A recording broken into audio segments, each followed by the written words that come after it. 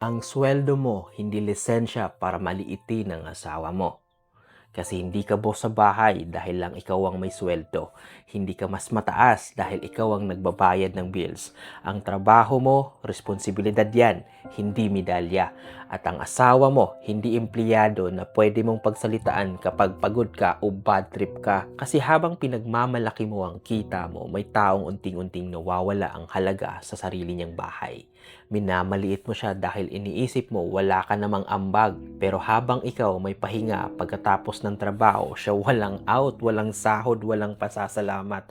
At ang masakit, hindi niya nararamdaman na asawa siya, kundi utang na loob. Tandaan nyo, ang pera hindi nagbibigay ng karapatan mang-apak ng tao. Kung ginagamit mo ang sweldo mo para manahimik ang asawa mo, hindi ka provider, abuser ka. Hindi ka nagiging haligi ng tahanan sa panlalait. Nagiging dahilan ka lang ng tahimik na pagkasira. At tandaan, ang tunay na provider hindi lang nagbibigay ng pera, nagbibigay din ng respeto, pagmamahal at pagpapahalaga. Kaya kung may lakas ka para kumita, dapat may lakas ka ring igalang ang kasama mo.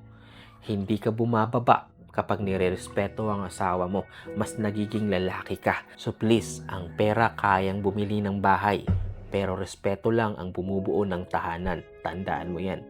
Kaya kung mahal mo ang asawa mo, kasi ang tahanan hindi po pinapatakbo sa takutan, pinapatatag yan sa respeto, pantay na dignidad at paninindigan.